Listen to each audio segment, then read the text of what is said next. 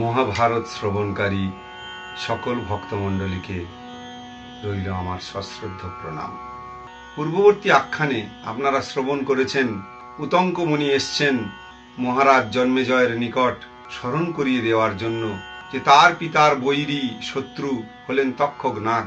সেই তক্ষক নাগ তথা সর্পকুলের নিধন হওয়া প্রয়োজন, তাই তিনি স্মরণ করিয়ে দিতে এসছেন।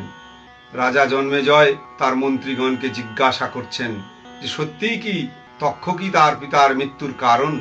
আজ সেই কথা শ্রবণ করবেন একটি আখ্যানের মাধ্যমে। কাশিরাম দাস তার কাশিদাসী মহাভারত গ্রন্থে সেই কাহিনী উল্লেখ করেছেন। মন্ত্রীগণ বলে, রাজা করো অবধান, প্রতাপে তোমার পিতা পাবক সমান। মন্ত্রীগণ রাজা জন্মেজয়কে বলছেন যে প্রতাপে তোমার পিতা পাবক সমান। পাবক অর্থাৎ অগ্নি, প্রতাপে মহারাজ পরীক্ষিত অগ্নিসম। মৃগয়া কারণে রাজা ভ্রমে বনে বন, একদিন হইল তথা দৈব নিবন্ধন। বিন্দিয়া হরিণ রাজা পাছে পাছে ধায়, আচম্বিতে দ্বিজ এক দেখিল তথায়। মহারাজ পরীক্ষিত মৃগয়া করতে ভালোবাসতেন। একদিন এক হরিণ শাবককে তীরবিদ্ধ করে তিনি তার পিছে পিছে ছুটে চলেছেন। বিন্ধিয়া হরিণ রাজা পাছে পাছে ধায়, আচম্বিতে দ্বিজে এক দেখিল তথায়। ক্ষুধায় আকুল রাজা জিজ্ঞাসিল তারে, মৌনে ছিল মনি কিছু না কয়ে রাজারে।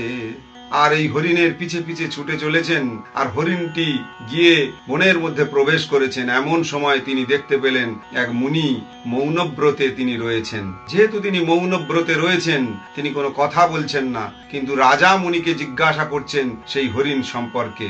দৈবে এক মৃত সর্প নিপতি দেখিল, ক্রোধে লয়ে মুনি গলে জড়াইয়া দিল। অনন্তর নরবর স্বরাজ্যে আসিল, কিছু না বলিল মুনি মৌনেতে রহিল।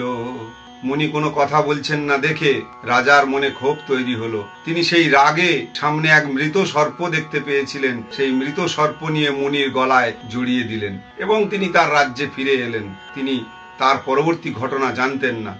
শৃঙ্গী নামে ঋষি পুত্র শুনি ক্রোধে সাপে, সপ্তম দিবসে নিপে দংশী বেক সাপে। পুত্র সাপ দিল পিতা দুঃখিত হইয়া, রাজারে জানায় তবে দূত পাঠাইয়া। আর ওই যে মৌনব্রতী মুনি, তার পুত্র শৃঙ্গী, তিনি যখন সমস্ত ঘটনাটি জানলেন যে রাজা পরীক্ষিত তার পিতার গলায় সর্প জড়িয়ে দিয়েছেন, তিনি সেই রাগে রাজা পরীক্ষিতকে শাপ দিলেন যে 7 দিনের মধ্যে রাজা পরীক্ষিতের সর্পের দংশনে নিধন হবে। এই ঘটনা যখন মৌনব্রতী মুনি জানলেন, তিনি শৃঙ্গীকে ভৎসনা করলেন। সঙ্গে সঙ্গে রাজা পরীক্ষিতকে বার্তা পাঠালেন যে সচেতন হওয়ার জন্য, 7 দিনের মধ্যে যেহেতু তার মৃত্যু হবে, যদি তিনি কোনো উপায় বাহির করতে পারেন। বার্তা পেয়ে করিলে ভূপতি উপায়, সপ্তম দিবস কথা কহি শুনো রায়। কাশ্যপ নামেতে মুনি সর্পমন্ত্রে গুণী, রাজারে দংশিবে সর্প লোকমুখে শুনি। বাঁচাতে আসিতেছিল হস্তিনা নগরে, পথে দেখা পাইল তক্ষক বিষ ধরে। 7 দিনের মধ্যে রাজা পরীক্ষিতের মৃত্যু হবে। রাজা পরীক্ষিত উপায় বাহির করতে লাগলেন কিভাবে সেই সর্পের আঘাতে মৃত্যুর হাত থেকে তিনি রক্ষা পাবেন। কশ্যপ নামে এক মুনি এই খবর পেয়ে রাজা পরীক্ষিতকে বাঁচানোর জন্য তিনি আসছিলেন রাজা পরীক্ষিতের নিকট, কিন্তু পথে তক্ষকের সঙ্গে দেখা হয়। কশ্যপ তক্ষক এই দুজনের আলাপচারিতার ফলে রাজা পরীক্ষিতের কাছে পৌঁছানো হয়নি আর কশ্যপ মুনির। নিজ নিজ গুণ পরীক্ষিতে দুইজনে, ভস্য হইয়া গেল বৃক্ষ তক্ষক দংশনে। কশ্যপের মধ্যে বৃক্ষ পুনশ্চ জন্মিল, তক্ষক দেখিয়া মনে বিস্ময় মাঙিল। আপন মাথার মণি লয়ে ফণিবর, ফিরাইল দ্বিজ দিয়া করি সমাদর। আর যখন তক্ষকের সহিত কশ্যপ মুনির দেখা হলো, তখন তক্ষক কশ্যপ মুনিকে বারণ করলেন যে রাজা পরীক্ষিতের নিকট পৌঁছানোর জন্য, কিন্তু কশ্যপ মুনি কথা শুনবেন না। তিনি পৌঁছবেন রাজা পরীক্ষিতকে বাঁচানোর জন্য। তখন তক্ষক কশ্যপ মুনিকে বললেন যে আপনি যদি এই বৃক্ষকে আমার দংশনের হাত থেকে রক্ষা করতে পারেন তাহলে আমি বুঝবো যে আপনি রাজা পরীক্ষিতকে বাঁচাতে পারবেন। শুরু হলো পরীক্ষা। তক্ষক সেই বৃক্ষকে দংশন করলেন, কশ্যপ মুনি সেই বৃক্ষকে দংশনের হাত থেকে রক্ষা করলেন। তক্ষক দেখলেন যে কশ্যপ মুনি সত্যিই পারবেন রাজা পরীক্ষিতকে বাঁচাতে। তখন তিনি অন্য উপায় নিলেন, তার মস্তকের মণি কশ্যপ মুনিকে দান করলেন। কশ্যপ মুনি সেই মণি পেয়ে তিনি রাজা পরীক্ষিতকে বাঁচানোর জন্য যে যাচ্ছিলেন সেই রাস্তা থেকে সরে এলেন।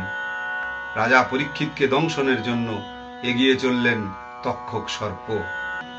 এত শুনি নিপ জিজ্ঞাসিল আর বার, সত্য কহ শুনিয়া করিব প্রতিকার। আর এই কথা মন্ত্রীদের নিকট থেকে শুনে রাজা জন্মেজয় তিনি আবার জিজ্ঞাসা করলেন যে আমি নিশ্চয়ই প্রতিকারের ব্যবস্থা করব, আপনারা বলুন এই ঘটনা সত্যাসত্য বিবরণ।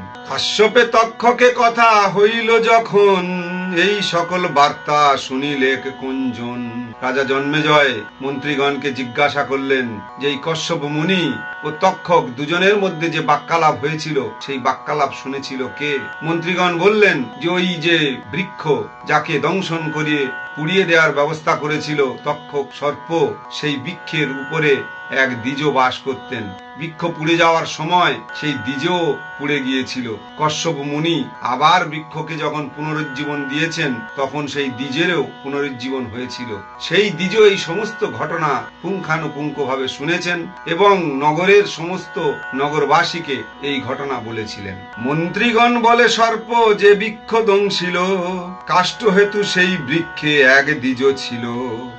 বৃক্ষের সহিত সেই ভস্য যে হইল, বৃক্ষ সহ দ্বিজ জীবন লোভিল। দেখিল শুনিল যত কহিল নগরে, এত শুনি নিপতি কচালে করে করে। সঘনে নিঃশ্বাস ছাড়ে করয়ে ক্রন্দন, গদ গদ ভাসে রাজা বলেন বচন। রাজা জন্মেজয় যখন সম্পূর্ণ ঘটনাটি শুনলেন তিনি তক্ষক নাগের উপরে অত্যন্ত ক্রুদ্ধ হলেন। তিনি এতই ক্রুদ্ধ হলেন তার ঘন ঘন নিঃশ্বাস পড়তে শুরু হলো। অবশেষে তিনি ক্রন্দনরত হলেন। হে পিতা বলে তিনি পিতাকে স্মরণ করতে লাগলেন। মন্ত্রবিদ কাশ্যপের আশ্চর্য ক্ষমতা, নিশ্চয় বাঁচিত পিতা না হইত অন্যথা। ভীষণ তক্ষক সর্প তারে ফিরাইল, তক্ষক আমার বৈরী এবে জানা গেল। রাজা বললেন যে কশ্যপ মুনির অপূর্ব ক্ষমতা, তিনি পারতেন আমার পিতাকে বাঁচাতে, কিন্তু এই ভীষণ সর্প তক্ষক তার জন্য আমার পিতার মৃত্যু হলো। আজ বুঝলাম যে এই তক্ষক আমার পিতার শত্রু। বিপ্রের বচনে আসি করিল দংশন, কাশ্যপেরে ফিরাইল কিসের কারণ। ধন দিয়া করে লোক পর উপকার, ধন দিয়া মোর বাপে করিল সংহার। তিনি বলছেন যে ধন দৌলত দিয়ে মানুষ মানুষের উপকার করে, আর এই ধন দৌলত দিয়ে তার প্রলোভন দেখিয়ে কশ্যপ মুনিকে ভুলিয়ে তিনি আমার বাবার মৃত্যুর কারণ হয়ে দাঁড়ালেন। তাই এই তক্ষক নাগকে আমি ছাড়ব না। পুনর্বার রাজা কহে শুনো মন্ত্রীগণ, সত্য কহিলে যত উতঙ্ক ব্রাহ্মণ। উতঙ্কের প্রিয় কার্য করিতে সাধন, নিশ্চয়ই করিব পিতৃ বৈরী নির্যাতন। এই উতঙ্ক ব্রাহ্মণ যে কথা বললেন তক্ষক নাগ আমার পিতার বৈরী, অবশ্যই আমি এই তক্ষক নাগ তথা সর্পকুলকে নিধনের জন্য ব্যবস্থা করব। নাসিব নাগের কুল প্রতিজ্ঞা আমার, পিতৃকার্য সাধি হইবে পিতৃঋণে পার। এত বলি পুরোহিত আর দ্বিজগণে, আহ্বান করিয়া রাজা কহেন যতনে। সর্প বিনাশিতে চেষ্টা হইল আমার, সবংশে সকল নাগ করিব সংহার। বিষজালে যেমন পুড়িল মোর বাপ, সেই রূপে অগ্নিতে পোড়াবো যত সাপ। এই তক্ষক নাগের বিষে যেমন আমার বাবার মৃত্যু হয়েছে, তেমন সকল নাগকে আমি অগ্নিতে পুড়িয়ে নিধন করব। বিপ্রগণ বলে রাজা আছয় উপায়, সর্প সংহারিতে যজ্ঞ কর কুরু রায়। বিপ্রগণ ব্রাহ্মণগণ বললেন যে রাজা উপায় রয়েছে, আপনি সর্পযজ্ঞ করুন। এই সর্পসত্র সর্পযজ্ঞের মাধ্যমে সমস্ত নাগের নিধন হবে। তোমার নামেতে মন্ত্র আছে পুরাণেতে, তোমা বিনা নাহি হবে অন্যের সাধ্যেতে।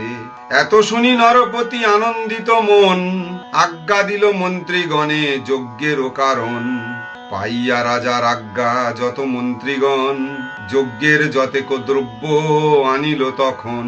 দেশ দেশান্তর হইতে আনিল যতনে, সর্পযজ্ঞ হেতু যা কহিল মণিগণে। রাজা মন্ত্রীগণকে আদেশ করলেন যে সর্পযজ্ঞের আয়োজন করুন।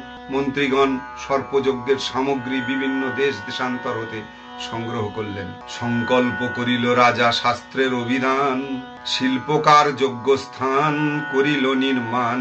যজ্ঞকুণ্ড করিল সে শিল্পী বিচক্ষণ, রাজারে ভবিষ্য কথা কইল নিবেদন। যজ্ঞকুণ্ড নির্মাণ করার জন্য তিনি শিল্পী ডাকলেন। যিনি আর্কিটেক্ট ছিলেন তিনি বললেন, এই যজ্ঞ সম্পূর্ণ করার পথে অন্তরায় হবেন ব্রাহ্মণ। শিল্পকার এই ভবিষ্যৎবাণী করার পর রাজা চিন্তিত হলেন। যজ্ঞকুণ্ড করিল সে শিল্পী বিচক্ষণ, রাজারে ভবিষ্য কথা কইল নিবেদন। দেখিলাম রাজা যজ্ঞ পূর্ণ না হইবে, ব্রাহ্মণ হইতে যজ্ঞে বিঘ্ন যে ঘটিবে। শুনি নরপতি তবে বলে দারিগণে, যজ্ঞকালে আসিতে না দিবে কোনো জনে। আর যখন তিনি শুনলেন সেই যজ্ঞের জন্য ব্রাহ্মণ অন্তরায় হবেন, তখন রাজা আদেশ করলেন শুধু ব্রাহ্মণ কেন, কাউকেই এই যজ্ঞস্থানে আসার অনুমতি দেবে না। এমন কথা তিনি দ্বারপাল যারা রইলেন যজ্ঞস্থানের তাদের সবার মধ্যে ঘোষণা করলেন। মহাভারতের কথা অমৃত সমান, কাশিরাম দাস কহে শুনে পুণ্যবান। আর এই মহাভারতের কথা অমৃত সমান কাশিরাম দাস তাঁর এই ভণিতায় রচনা করলেন সেই অমৃত সমান একটি ঘটনা। আর আপনারা পুণ্যবান ব্যক্তিগণ তাহা শ্রবণ করলেন। আপনাদের এই পুণ্যের সঞ্চয় আরো বৃদ্ধি করার জন্য আসুন আগামী পর্বে মহাভারত শ্রবণ করুন। সবাইয়ের প্রতি রইল আমার সাদর আমন্ত্রণ।